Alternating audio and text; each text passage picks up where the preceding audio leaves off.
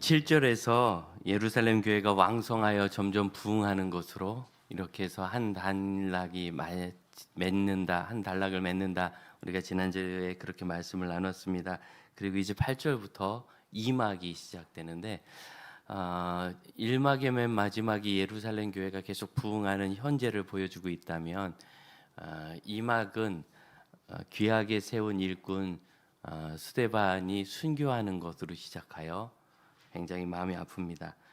애초에 이 스데반을 세울 때 기준을 성령과 지혜가 충만한 사람으로 3절에서 찾았고 5절에 믿음과 성령이 충만한 사람 스데반이라고 그를 설명합니다. 또한 스데반이 7장 말미에 순교할 때 한 마지막 이야기, 아버지여 이 죄들 저들에게 돌리지 마옵소서 한 이야기는 참 우리의 마음을 숙연하게 하고 그가 얼마나 아름답고 존귀한 사람이었는지를 생각하게 합니다. 그래서 이 순교 내용 앞에 저희가 마음이 뜨겁고 동시에 가슴이 아픕니다.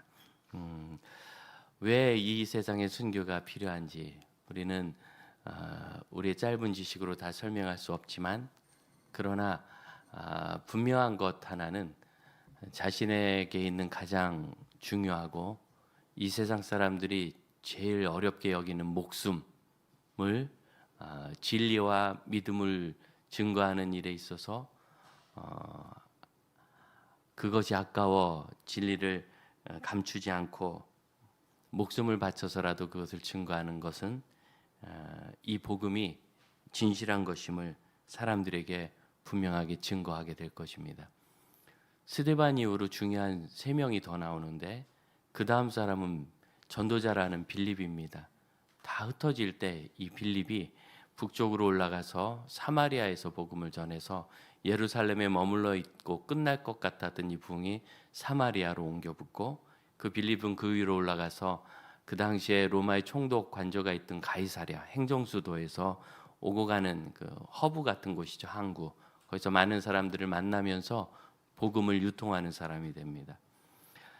스데반이 순교할 때 그 옆에 증인으로 재판관처럼 있었던 사람이 사울인데 이 사울은 5장에서 제자들을 사도들을 잡아다가 채찍질하고 원래는 죽이려고 했지만 가말리엘이 설득하니까 채찍질만 하고 도와주었죠. 하여튼 그 공회의 회원이었습니다. 그가 스데반 죽는 것을 당연하게 여기더니 그의 순교가 아마 틀림없이 그의 가슴을 흔들었을 겁니다. 성경은 어떤 영향이 있었는지는 적지 않지만 그 자리에 사울이 있었고 사울이 스데반의 죽음을 당연하게 여겼다라고 적으면서 그의 마음에 뭔가 변화가 있는 조짐을 저에게 상상하게 해줍니다. 그리고 이 사울이 결국 예수님을 만나고 가장 유력한 전도자와 목회자가 됩니다. 그리고 또한 베드로가 예루살렘에서 유대인에게만 복음을 전하다가 로마의 장교였던 고넬료에게 본인이 원하지 않았는데 하나님의 강권하심과 섭리로 나가 복음을 전하게 됩니다. 그래서 이 사건 가지고 예루살렘에서 교회 회의가 열려 가지고 아주 난리가 났다가 결국 하나님께서 이방인에게도 예수 믿어 구원 얻는 복음과 회개를 주신 것이다. 이렇게 결정합니다. 지금 보면 그런 결정을 하는 것이 말이 안 되죠. 당연한 거 아니겠어요? 이방인도 예수 믿고 구원받지 우리가 다 이방인인데. 그렇지만 그 당시에는 이게 정말 천지가 개벽할 일이었습니다. 천지가 개벽할 그 일을 결정한 일은 베드로가 이방인인 고넬료에게 복음을 전하고 그에게 성령이 임하고 그래서 성령이 임하는 것을 보고 세례를 주었기 때문입니다. 스데반, 빌립, 사울, 베드로로 이어지는 4명이 큰 변화를 겪으면서 세운 교회가 바로 안디옥 교회고 안디옥 교회는 이 4명의 과정이 없었으면 설 수 없는 교회였습니다. 그 안디옥 교회를 통하여 드디어서 사도행전 13장에서 첫 선교팀이 꾸려집니다. 저는 전도자로서 목회자로서 이 사도행전 1장부터 13장까지의 이 교회의 변화와 확장, 어떻게 하나님께서 선교를 이루어 가시는지를 많이 묵상하고 또 어디에서 집회할 때도 많이 전했습니다. 그러다 생각해 보니까 정작 우리 교회에서는 단편은 했어도 제대로 전해본 적이 없더라고요. 하나님께서 교회를 이끌어 가시는, 운행해 가시는, 드라이브 하시는 이 섭리가 정말 놀랍고, 우리는 그 속에서 결국 우리 자신이 스데반처럼 순교를 할지, 아마 대부분 그러지 않을 것 같은데 빌립처럼 지속적으로 사역을 할지 모르지만, 하나님이 열어주시는 한 길 한 길을 따라가면서 하나님의 섭리를 이루는 중요한 한 디딤돌이 될 것입니다. 여러분, 그런 지속되는 성장하는 성도가 되시기를 축복합니다. 우리는 계속 성장하는 그 느낌, 성장감이 중요해요. 창세기 1장에 있듯이 생육하고 번성하라. 원어대로 하면은 충만하고 번성하라, 이런 뜻이. 번성하고 번성하라고를 강조하고 있으므로, 이 번성이라는 것이 성장 아니겠습니까? 우리는 처음부터 우리 DNA 안에, 인간의 본질 안에 성장하고 번성하는 것이 들어 있어서, 작년과 올해가 내가 똑같다 그럼 내가 똑같고 한결같으니까 평안할 것 같지만 굉장히 불안하고 우울해집니다. 조금이라도 성장하는 성장감이 있어야 되고, 우리가 가을에 성경 공부 많이 들으시라고 말하는 것도 바로 그렇습니다. 제가 들어보니까 주중에는 다들 직장 가셔서 주중반에 별로 안 모이신다고 하대요. 그런데 여러분, 열심히 가셔서 잘 들으시고 잘 성장하시기를 바랍니다. 작년과 올해가 다르고 올해가 내년과 다르고, 이렇게 우리는 이 세상 떠날 때까지 예수 닮는 일을 계속해가는 사람들이며, 그 사람 한 사람 스데반이 거기서 그렇게 목숨을 잃는 것이 초대교회 전도와 선교의 큰 매개가 되고, 그리고 우리가 이제 앞으로 7장을 통하여 스데반을 살펴보겠지만, 어떻게 생각하면 하나님께서 그의 삶을 마지막은 순교로 이끌어 가셨어요. 마지막 그가 하늘이 열리고 예수께서 하나님 우편에 앉아 계신 것을 보지 못했다면 아마 돌까지는 맞지 않았을 수도 있겠다 생각합니다.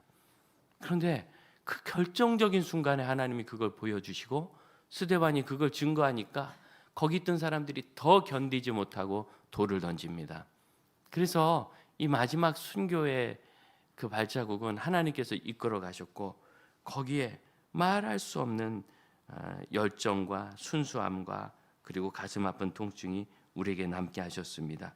여러분, 이것이 복음이고 그리스도인의 삶입니다. 결국 우리는 이 세상을 지나 저 천국을 향하여 가게 될 때 이 세상 안에서 구원받은 성도가 되어, 교회라는 단어 에클레시아 자체가 세상으로부터 부름받았다는 뜻이에요. 거기서 불러냈다.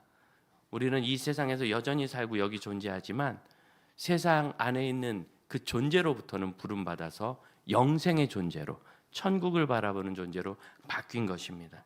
그리고 여러분, 이것을 순교가 명확하게 증거하고 있습니다. 그렇지 않았다면 그 수많은 사람들이 자기의 목숨을 바쳐서 그 길을 따르지는 않았을 것입니다. 왜 이들이 이렇게까지 하는가, 그 생각을 좀 해봅니다. 여러분, 세상인데요, 저는 오늘 제목을 세상과 교회라 했습니다. 보통 이렇게 정할 때는 교회와 세상 그러잖아요. 그런데 세상을 앞에 쓴 것은 세상이 더 위대해서가 아니라 물리적으로, 사회적으로, 문화적으로 그 범주가 세상이 훨씬 크기 때문이에요. 요즘 어디 가다 보면은 건물 지어놓은 거 보면 제가 좀 기가 죽습니다. 얼마나들 잘 지어놓는지. 그 속에서는 아무리 잘 지었다는 교회도 예배당도 웬만하면은 그냥 초라해 보이는 것 같아요. 돈 벌려고 지은 건물을 이렇게 하나님께 예배하고 봉사하는 단체인 교회가 따라갈 수 없으니까요. 그걸 비교해 본다면 우리는 어쩌면 세상보다는 범위도 좁고 강도도 약한 그런 공동체인지 모르겠습니다. 하지만 결국은 그 끝은 교회가 답입니다. 그럼 세상의 답은 교회입니다. 이 세상도, 그 정욕도 욕망도 다 지나가지만 하나님의 뜻을 행하는 사람은 영원할 것이며, 저 건물이 흔들릴 때, 저 건물이 낡아질 때, 그것을 지은 사람들은 그 이름도 없이 사라지겠지만 결국 이 세상이 지난 후에도 영원한 것은 여러분이 다 가지고 있는 하나님이 주신 그 존귀한 영혼이기 때문입니다. 그래서 세상의 답은 교회입니다. 그런데 아쉽게 요즘 교회가 세상의 답이 되기보다는 세상의 친구가 되려고 너무 애쓰는 걸 봅니다.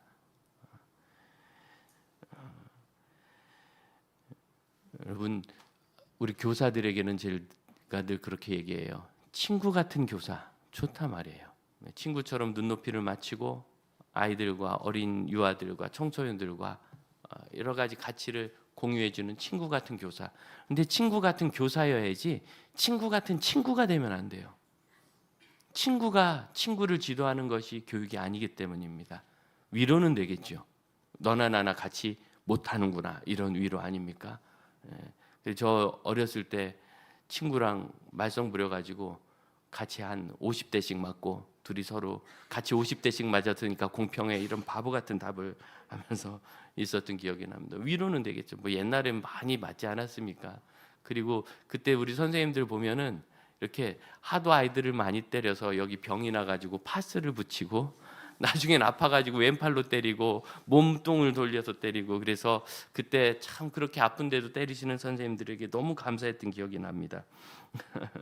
위로는 되겠죠. 서로 못하니까. 하지만 변화는 교사가 이뤄내는 것이며 여러분 이 세상 앞에서 교회가 친구 같을 수는 있지만 진짜 친구가 되면 안 됩니다. 교회는 해답이기 때문입니다. 여러분 답이 되어야 합니다. 그래서 저는 세상과 교회라 이렇게 오늘 제목을 정했습니다. 그런데 이 세상이 교회에 대해서 대개 두 가지 반응을 합니다. 7절 맨 마지막 허다한 제사장의 무리도 이 도에 복종하니라. 제사장은 유대인 전체 숫자에서 많지 않았고 사내들인 공회에서 바리새인과 함께 중요한 공회원 그룹이었습니다. 권력을 가진 사람들이었고요. 그런데 그들이 이렇게 허다한 수많은 제사장들이 돌아왔다는 것은 아주 쇼킹한 일이고 드디어 예루살렘 교회에서 그 지역 전도가 어느 정도 완성이 되었음을 보여주는 거예요. 그럼 지금 이 세상에서 우리가 자유대한민국과 전 세계 모든 자유로운 나라들은 기독교 복음이 잘 전해져 있습니다. 하지만 독재 국가들은 백성들의 국민들의 자유를 제한하잖아요. 성경은 자유이신 하나님께서 우리에게 주시는 자유를 사람의 권리로 전하기 때문에 독재자들이 그걸 공부해서가 아니라 뭔가 저 사람들은 마음대로 안 되거든요. 그래서 싫어하게 돼 있어요. 또는 기타 종교를 자기 국교를 정하는 그런 제한된 선교 지역 외에는 정말 복음이 끝까지 잘 전해져 있는데 만일 그런 독재 국가들이나 우리가 흔히 얘기하는 불교, 이슬람 같은 힌두 같은 지역까지 자유롭게 복음을 전해서 그들까지 결국 돌아온다면 이 세상 선교가 이제 어느 정도 완성이 되는 게 아닌가 그렇게 생각할 것 같아요. 여러분 그런 일이 전 세계적으로 있지 않았지만 예루살렘이란 이 도시 안에서 있었던 거예요. 이스라엘의 수도인 그 도시 성전이 있는 그곳에서 제사장의 무리 더구나 이들 중에 어떤 사람은 누굽니까? 그 사내들인 공회의 회원이었을 거예요. 제사장들이 많으니까 적어도 그 회원과 아주 가까운 사람일 겁니다. 그들은 불과 사도행전 5장에서 사도들을 죽이려고 하거나 죽이지 못하니까 채찍질해서 내보냈잖아요. 그랬던 사람들인데 요 6장 7절에서는 그들이 회복되어 돌아왔다고 이렇게 증언하므로 큰 변화가 이 세상에 있었음을 보여주죠. 그런데 8절 9절을 넘어 보니까 9절에 보니까 이른바 자유민들 리베르티노라는 이 단어는 주로 이제 노예였다가 해방되거나 포로로 잡혀갔다 해방된 사람들, 로마 사람들 입장에서는 이방인들은 다 무식한 야만인이라 자유가 없어요. 근데 로마로 귀의하면 자유가 생긴다고 했습니다. 그래서 이방에서 로마로 돌아온 사람들 불일컫는 그런 말이었습니다. 이들은 유대인인데 아마 이방 지역에서 좀 압제갖고 살았던 것 같아요. 그런데 그들이 노예로부터나 또는 포로로부터 어떤 돈을 주고 샀거나 해서 자유를 얻어가지고 그들이 예루살렘으로 와서 정착했습니다. 지역이 구레네 알렉산드리아 이건 이집트와 아프리카 북부 지역이고요. 그 다음에 길리기아는 얼마 전에 지진이 났던 터키의 동중부 지역입니다. 그리고 아시아는 이제 에베소가 있는 그리스를 맞은편 에게의 바다를 끼고 맞은편에 있는 아시아 대륙의 서쪽 끝이에요. 그러니까 그 위로부터 아래까지 하면은 육로로 3,000km는 좋게 되는 그런 넓은 지역에서 수많은 이러한 유대인들이 돌아왔는데 그들 중에서 우리는 자유인이다 하고서 세계 곳곳에서 모인 사람들이 자기들이 모이는 회당을 구성했어요. 그런 사람들의 회당에서 어떤 자들이 일어났습니다. 여기 길리기아가 사도 바울의 고향 지역이에요. 그래서 사도 바울도 이 회당 소속이었거나 연관이 되었을 확률이 아주 높습니다. 그는 더구나 바리새인이고 가말리엘 문화로 율법 학자였기 때문에 회당에서 상당한 지도적 역할을 감당했을 겁니다. 그들이 스데반과 더불어 논쟁하고 있는데 스데반을 당하지 못했어요. 그래서 스데반을 무고해가지고 혐의를 뒤집어 씌워서 그렇게 해서 처벌을 하기로 합니다. 그래서 11절 보면 사람들을 매수했다.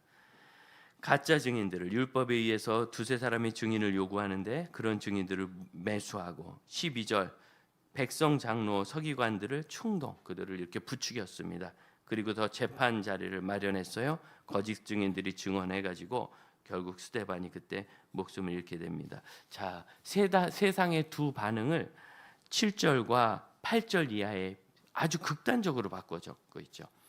진짜 변화되지 않을 것 같은 이 제사장들은 변화되어서 세상으로부터 부름 받았는데 교회로 나왔는데 그 수많은 수천 킬로미터 떨어진 곳으로부터 예루살렘까지 왔어요. 그럼 얼마나 귀한 사람입니까? 그런 사람들이 이 복음을 들었을 때 좀 변화되었으면 좋겠는데 그들은 절대로 변화하지 않고 자기 자신을 지키고 자기 자신들의 고집을 세우면서 이 복음을 거절합니다. 그래서 이 똑같은 복음 앞에서 지금 세상이 두 가지로 반영하고 있죠. 네. 저는 이 8절과 9절을 읽으면서 참 말이 안 된다 그런 생각을 해요. 스데반이 은혜와 권능이 충만하는데 서양 사람들은 이 은혜를 친절한 것으로 이해합니다. 그래서 아주 친절하고 유순한 마음을 가진 사람이에요. 그러니까 스데반이 핏대를 올려서 싸운 것 같지는 않아요. 그리고 권능, 그에게 있는 권능이 기적과 표적을 스데반의 복음을 증거하는 표직, 사인이 되었단 말이죠. 그런 기적이 막 일어나요. 그 앞에서 어떻게 그 기적의 주인공인 스데반을 죽일 궁리를, 그를 해칠 궁리를 할 수 있을까? 이 정말 말이 안 되는 거예요. 이렇게 말이 되지 않는 이 세상에 여러분이 살고 계십니다. 그러니 여러분 여러 가지 우겨싸이는 것 같은 답답한 일을 당할 때 그래서 이상하게 여기지 말고 우리가 아직 세상에 있기 때문이다 라고 그렇게 이해하시길 바랍니다. 하지만 여전히 주님은 그곳에서 우리를 세우십니다. 10절 지혜와 성령으로 말하면 그에겐 지혜가 있었습니다. 이 사도행전 7장 앞에서 우리 설교가들이 굉장히 고민에 빠져요. 양이 엄청 많거든요. 이걸 다 설교하려면 1년은 해야 될 것 같아요. 정말 구약의 중요한 역사, 율법과 회당의 역사를 다 스데반이 설교하면서 중요한 구약 성경을 또 다 인용하고 그래요. 우리가 풀어서 나누면 끝이 없습니다. 그러면은 뭐 다 아는 내용 같으니까 좀 넘어갈까? 그럼 왠지 부실한 것 같고 그래서 제가 지금 이러지도 저러지도 못하고 있다고 미리 말씀을 드립니다. 이렇게 탁월한 그 지혜와 지식을 가지고 성경을 이야기할 만큼 사도 바울은 지혜로운 사람이었습니다. 또한 그가 말할 때 성령이 그와 함께 계셨어요. 그래서 사도 바울의 말에는 두 개가 담겨 있다는 뜻이에요. 그가 말하는데 지혜도 담겨 있고 성령 충만이 거기 있었다. 뭐 지혜도 성령님이 주시는 거지만 굳이 구별했다는 건 이거죠. 스데반이 그때까지 율법을 열심히 공부하고 구약을 공부하면서 잘 준비됐다는 거.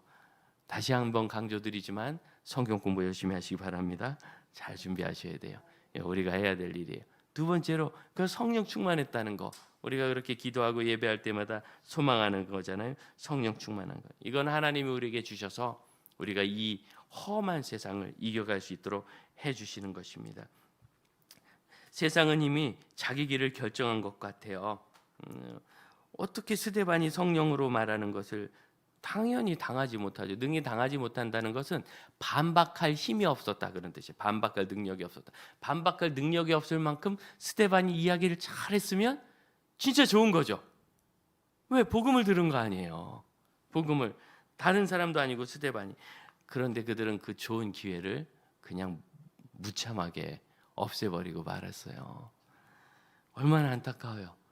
2,000km나 떨어진 멀리서 지금도 2,000km면 너무 멀고 비행기 안 타면 못 가는 길인데 그거를 걸어서 말 타고 나귀 타고 산도 넘고 사막을 건너가지고 왔는데 거기서 세상에 스데반의 전도를 들은 겁니다. 인생에 이런 은혜의 자리가 어디 있어요? 근데 그걸 무참하게 버려버립니다. 세상은 그래요. 우리가 만나는 세상이 그래요. 에덴 동산에 하나님을 거절한 그 이후로 인류에게는 이런 DNA가 정말 자리 잡은 것 같아요. 노아는 100년 동안 방주를 지었는데 산에 지었어요. 왜 산에 지었는가? 다 보라고. 물론 거기 목재 구하기가 좋으니까 산에서 지어야 되지만 다 보라고. 말도 안 되는 일을 다 보라고. 그리고 노아가 100년이나 방주 짓는 그 자체가 심판에 대한 설교 아니겠습니까? 그런데 사람들은 그 100년 동안 먹고 마시고 떠들고 결혼하고 자기 일하고 그러다가 다 빠져 죽고 말았어요. 우리는 100년 동안 회개할 기회도 없어요. 우리는 100년 동안 그렇게 살지도 못하니까.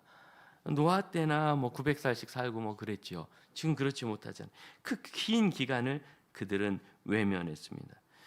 소돔은 어떻습니까? 여러분, 소돔에는 천사들이 들어가서 심판을 선포했어요. 천사가, 사람이 아니고. 여러분, 이렇게 멋있는 기회인데 롯과 롯의 아내, 롯의 가족도 긴가민가 했을 뿐만 아니라 롯의 사위는 농담인 줄 알았답니다.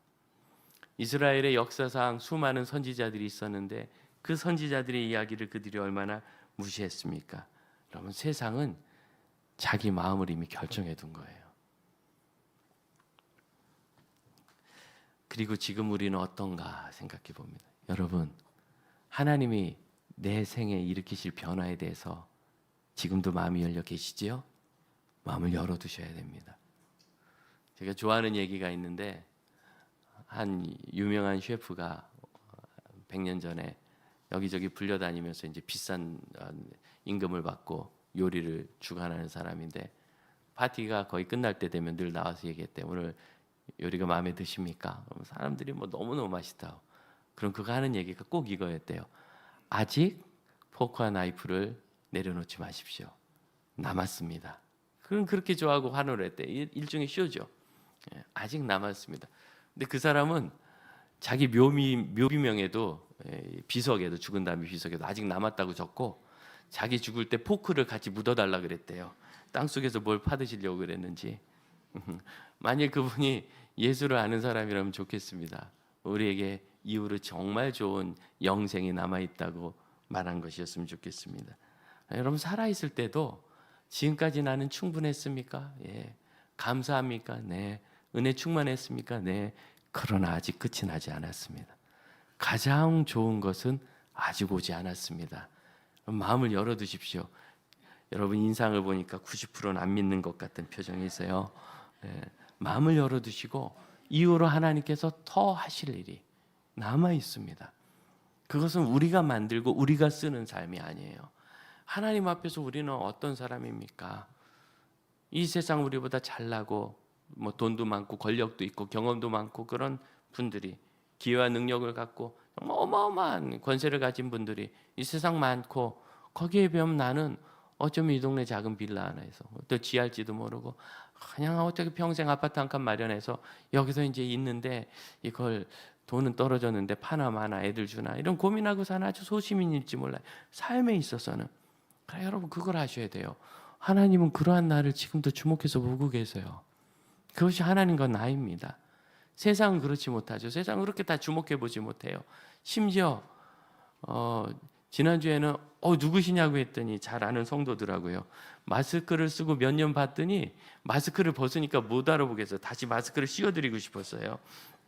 이렇게 봐도 몇백 명 되지도 않는데 못 알아보지만 그건 우리지만 여러분, 하나님은 우리 한 사람 한 사람을 다 거기서 만나시며 그 아세요? 한 영혼이 천하보다 귀하다? 그럼 나를 온 우주보다 귀하게 하나님은 만나고 그렇게 대우하십니다. 우리의 이야기를 들으시고. 그래서 우리가 존귀한 이유는 존귀하신 하나님이 나를 그렇게 만나주기 때문에, 존귀하신 하나님이 나를 그렇게 만나주시니까 내가 그렇게 존귀해지는 거죠. 여러분, 하나님께서 우리에게 하실 일을 생각한다면 그 스데반에게 돌이 쏟아질 때 그래서 하나님의 진노도 아니며 하나님의 위대한 설교임을, 이 세상을 향한 선포임을 내 종이 저 천국을 보고 그것을 이렇게 확실히 믿는 것을 보아라. 사도 바울이 변화될 때 저는 이 스데반 사건이 큰 역할을 했을 거라고 믿습니다. 복음은 구원만 나타내는 게 아니고요. 복음이 선포될 때는 죄인임도 드러나요. 그래서 세상은 그 복음 앞에서 자기의 죄를 드러내고 돌을 쏟아낸 거예요. 하나님이 우리를 부르실 때는 부르시면 순종만 나오는 게 아니라 불순종과 거역함도 나와요. 하나님이 부르시면 그런 겁니다. 그리고 하나님 앞에 있는 우리에게는 결정의 순간이 있어요. 계속 더 놀라운 하나님의 아들, 딸로 살 것인지 아니면 세상과 비슷해지기 위해서 내 삶을 제한할 것인지. 우리가 만나는 세상, 하나님 앞에 나온 것은 다 교회 공동체니까 세상이라 하면 불순종하며 거역하는 것이죠. 그 거역하는 세상 안에 우리가 살고 있습니다. 제가 6월에 6, 7월에 박해하는 세상에 대한 이야기를 같이 좀 나눈 적이 있는데 연결해서 그 속에서 우리가 지낼 수 있는 5가지 원리를 주보에다 적어드렸습니다. 제일 중요한 거는요, 믿음의 진리에 대해서는 타협하거나 그 진리를 약화시키는 어떤 시도도 허용해서는 안 됩니다. 여러분이 세상에서 귀한 존재인 이유는 부자라서가 아니고 유능해서가 아니고 뭐 부자고 유능하면 좋지만 그러지 않고 가난해도 여러분 귀하고 심지어 장애가 있거나 누가 돌봐주지 않으면 살 수 없는 사람도 귀한 이유는 여러분이 소금이기 때문입니다. 빛이기 때문입니다. 주님은 말씀하십니다. 소금이 맛을 잃으면 그게 무슨 소금이냐? 그냥 길에 버려서 밟히지. 비슷해지는 것이 우리 삶의 목표가 아니에요. 소금과 소금 아닌 것은 극단적으로 달라요. 맛이 소금과 소금 아닌 것은 극단적으로 달라요. 찝찝한 건 없어요. 그렇기 때문에 우리가 세상에서 가치 있는 것은 다르기 때문이라는 걸 기억하시고 복음과 믿음의 진리에 대해서 여러분 맞춰 주어선 안 됩니다. 비슷하게 되는 순간 우리는 버림받고 쓸데없이 됩니다. 하지만 거기서 그냥 존재만 해 주어도 소금이 부패를 방지하듯이 빛이 그곳을 밝히듯이 그냥 거기 있기만 해도 세상은 소금과 빛 중심으로 돌아가게 되어 있습니다. 지금 잠시 박해를 당하고 오해를 당할지 모르지만 우리가 믿음의 진실함을 가진 것 때문에 결국 그것이 어떤 사람의 영혼을 구원하게 될 겁니다. 사도 바울을 건져내는 스데반처럼요. 또한 이 세상이 복음을 거절하는 이유는 여러분의 능력이 부족하고 전도하는 기술이 없어서는 아니라는 것을 기억하세요. 여러분, 우리는 복음의 증인입니다. 복음의 조성자가 아니에요. 그냥 증인이에요. 증인은 언제 그 증언이 유효하죠? 자기가 경험한 것을 진실하게 고백하면 돼요. 그러니까 우리는 내가 만난 예수님, 내가 가진 구원을 난 예수님 만났고 예수님 믿고 난 구원받았다고 그냥 이야기하면 돼요. 그러면 나머지는 복음이 일합니다. 로마서는 이 복음은 믿는 자에게 구원을 주시는 하나님의 능력이라고 해요. 능력. 이거는 복음은 그냥 역사적 사실과 기술, 객관적 사실이 아니에요. 1 더하기 1은 2인데 너 이거 아느냐? 이런 계산식이 아니고 그 자체가 사람의 영혼을 뒤흔들어 놓는 능력입니다. 능력. 그래서 우리의 복음이 부족한가 해가지고 그냥 고민하고 그러면 안 돼요. 이게 왜 안 되느냐면 그러면은 그 안에서 내가 예수 믿는 사람입니다라는 얘기를 못 해요. 내가 좀 부족한가 싶어서. 나는 부족한데 복음이 안 부족한 거예요. 그래서 절대로 그렇게 생각하지 마시고 다만 세상이 마음을 열지 않는 것이 문제다. 그리고 또 우리는 복음을 증거하는 사람으로 있으면 된다라고 생각하며 그래도 좀 성장할 필요는 있겠죠. 스데반의 지혜처럼 그냥 그건 우리가 성장하는 것입니다. 세 번째로 여러분 세상 앞에서 그리스도인으로 있다 해서 자신에게 있는 당연한 권리를 포기할 필요는 없습니다. 투덜대는 마르다에게 예수님 말씀하십니다. 마리아는 좋은 것을 가졌으니 뺏기지 아니하리라. 시편은 하나님께서 우리에게 주신 것을 줄로 재어서 여러분 정확하게 주신 것 줄로 재어서 내게 주셨고 그것은 하나님이 주신 것이므로 빼앗기지 않을 것입니다. 빼앗기는 것과 배려하는 것은 달라요. 우리가 그리스도인으로서 선한 마음으로 배려할 수는 있어요. 하지만 여러분 배려할 때는 중요한 요령이 있는데 내가 배려로 당신에게 양보하는 것이라는 것을 분명히 얘기해 줘야 돼요. 그리고 알게 해야 되고, 그렇지 않고 그냥 배려하잖아요. 세상은 자기 권리인 줄 알아요.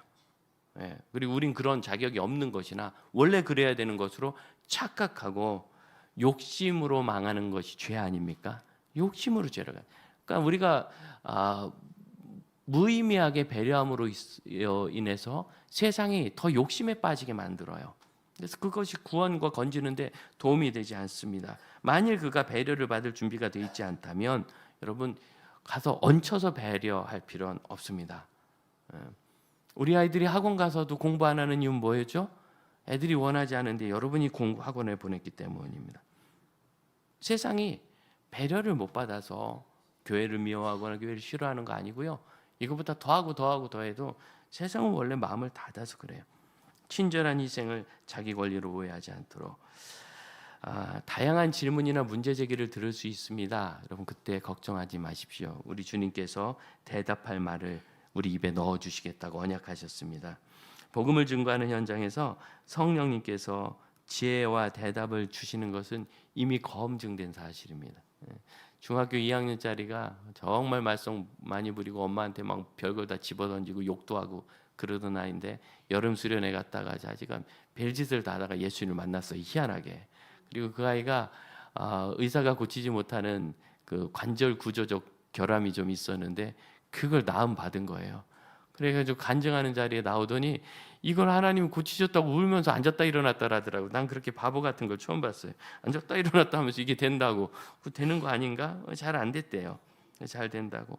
그리고 나서 가을에 어른들이 받는 전도 훈련에 들어왔습니다. 전도 복발 훈련에 들어와가지고 첫날 전도를 해야 된다고 숙제가 이만큼이죠. 이만큼 주고 이제 앞으로 해야 되는 거예요. 이걸 4개월간.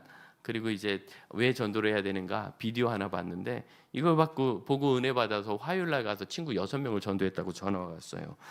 그러면 안 되거든요. 걔가 엉망으로 했을 거예요. 제대로 훈련 못 받았으니까. 그래서 야 수요일 날 친구들 좀 데려오너라. 그래서 교회 바로 옆에 있는 학교였기 때문에 데리고 와서 오후에 제가 만났는데 아니나 다를까 엉망으로 했더라고요. 엉망으로. 그런데 재밌는 거 거기 있는 애들은 진실하게 예수를 만났어요. 우리의 기술에 의한 것이 아니라 우리의 진실한 증언에 의한 것이에요. 내가 예수님 만났다. 그 친구가 그 학년 짱이었거든요. 짱이 만났다니까 다 은혜를 받았어요. 그래서 진실한 증언이고 성령님께서 복음을 전하는 그 자리에서 그 입에 대답을 주시는 것은 이미 역사 속에서 검증이 돼 있어요. 예수님의 약속이 진실인 것. 다만 아까 말씀드렸듯이 우리 스스로 지혜를 얻도록 더 노력할 필요는 있습니다. 혹시 잘 모르는 것을 얘기한다면 그냥 잘 모르겠는데 내가 알아오겠다고, 내가 알긴 아는데 설명을 잘 못하겠다고 이렇게 얘기하시는 것도 유효해요. 삼일치가 뭐냐? 여러분 설명은 잘 못하지만 아시잖아요. 원래 그게 그런 거예요. 그래서 딱 메모해가지고 여러분의 목사님들에게 물어보시면 목사님들이 그 수준에 맞춰서 대답할 수 있도록. 그러나 여러분 기억하세요. 다 알아서 일하는 거 아닙니다. 오늘도 오실 때 자동차를 타고 오신 분 계시죠? 자동차를 어떻게 만드는지 다 아십니까? 그거 알아서 타는 거 아니잖아요. 다 몰라도 핵심적인 건 제대로 된 건 타고 있으면 여기 데려다 준다는 거 알아서 타는 거예요. 그 정도면 돼요. 그리고 사실은 이 말씀을 드리고 싶습니다. 15절 우리가 읽었던 말씀을 다 같이 우리 진실한 마음으로 다 같이 한번 읽어봅시다. 공회 중에 앉은 사람들이 다 스데반을 주목하여 보니 그 얼굴에 여러분 천사의 얼굴과 같은 사람이 되세요. 천사 같은 사람이 되세요. 여러분 천사 같은 사람이 되는 게 아니라 여전히 아름다운 사람으로 존재하십시오. 같이 분노하지 마시고 같이 싸우지 마시고 스데반처럼 이렇게 하다가 돌 맞아야 되는가? 여러분 이 얘기는 앞으로 불신자 앞에서 다 이렇게 해라 라고 주님이 명령하신 게 아니에요. 어떻게 생각하면 이렇게 하면 돌 맞는다 그런 말씀일 수도 있어요. 우리는 혈기를 부리고 핏대를 세워서 싸울 필요가 없습니다. 변화는 하나님이 시키실 거거든요.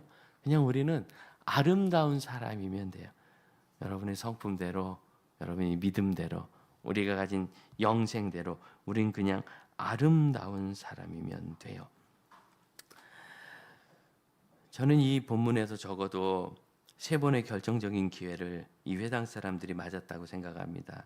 이 적혀있는 것만 봐도 8절에서 기적을 봤잖아요. 그럼 기적처럼 확실하게 사람 마음을 뒤흔드는 게 어디 있습니까? 솔로몬의 행각에 모였던 사람들이 왜 모였죠?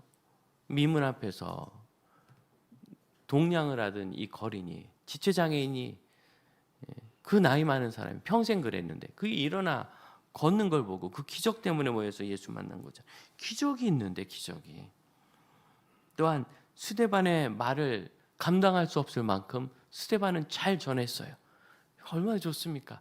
철저하게 스데반의 말이 옳다는 것이 드러남에도 불구하고, 그리고 이거보다 훨씬 더 많은 것이 여기 기록되지 않았던 계기들이 있었겠지만 기록된 것으로 한다면 3번째, 제일 결정적인 건 그렇게 억울하게 누명을 쓰는 자리에서 스데반이 천사 같았다는 거예요. 우리에게 있는 가장 큰 복음의 증거는 우리에게 있는 아름다움입니다. 우리가 가진 능력과 지위에 대한 것이 아닙니다. 여러분의 영혼과 영생의 소망에 대한 것입니다.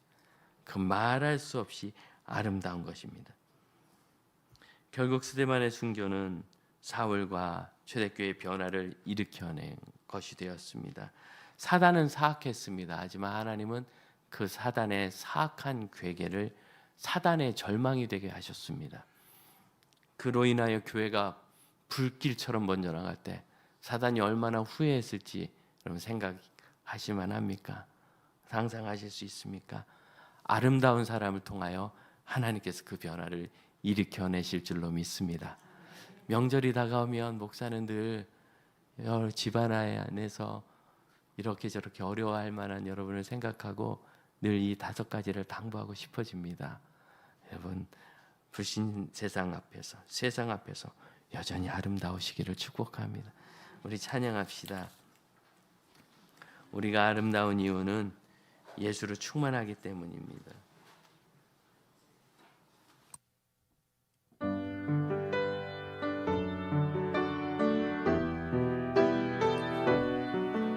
세상이 알 수도 이해할 수도 없는 우리의 기쁨을 증거합시다.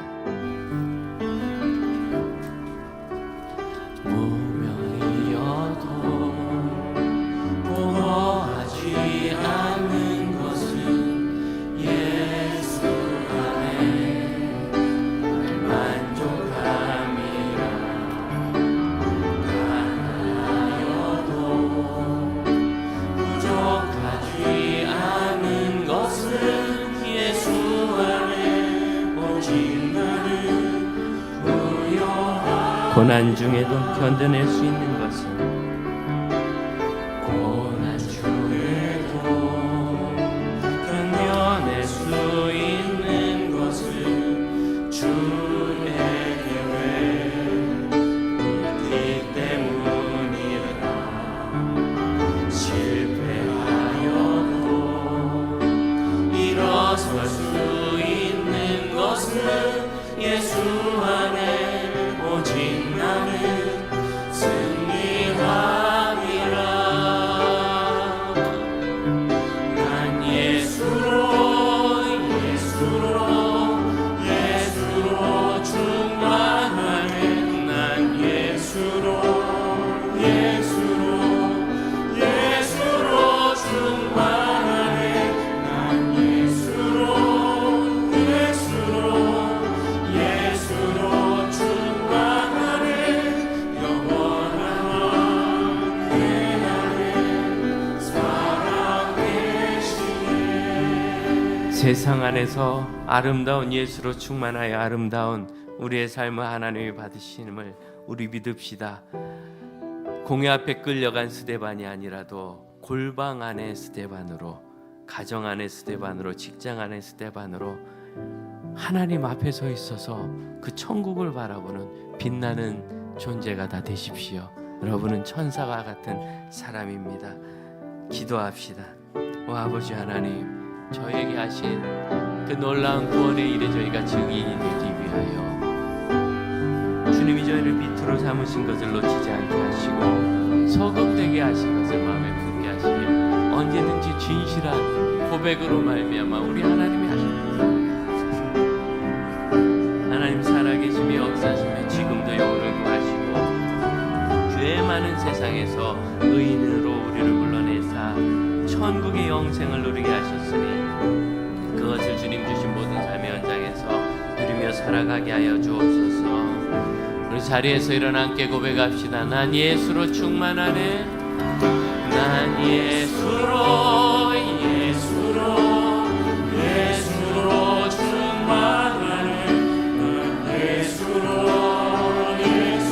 난 예수로 충만하네. 난 예수로 충만하네. 영원한 내 안에 살아계시네.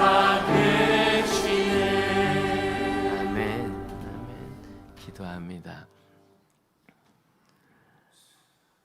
저희가 무엇이 간데 저희를 천사보다 조금 못하게 하시고 이 세상에서 존귀와 영화의 관을 주시더니 이제는 예수 만나 천사보다 귀한 흠모할 하나님의 자녀 되게 하심을, 저희가 무엇이 간데 그런 은혜를 주셨음을 감당할 수 없나이다 주님. 그러나 저에게 주셨으니 감사합니다. 이 은혜가 저희보다 크다는 것을, 이 성령 충만이 저희보다 크다는 것을 잊지 않고 우리 존재의 자금이 아니라 성령님의 위대하심을 따라 예수 닮아 사는 믿음의 형제 자매들 되게 하시고, 어디든지 이 복음이 우리 사랑하는 형제 자매들의 그 존재를 통하여 드러날 때 그 영혼이 얼마나 아름다운지 온 세상에 보게 하시며, 그 아름다움을 인하여 우리 하나님 영광 받으시고, 이 아름다움이 세상을 아름답게 만드는 근본적인 힘임을 기억하게 하옵소서. 그리고 그렇게 살게 하옵소서. 지금은 우리 주 예수 그리스도의 은혜와 하나님의 크신 사랑과 성령의 역사하심이 세상 가운데 부름받은 교회로, 세상의 답으로, 세상에 나아갈 길로 서 있는 믿음의 형제 자매들과 그 가정과 교회와 섬기는 거처 위에 이제로부터 영원토록 함께 하실지어다. 아멘.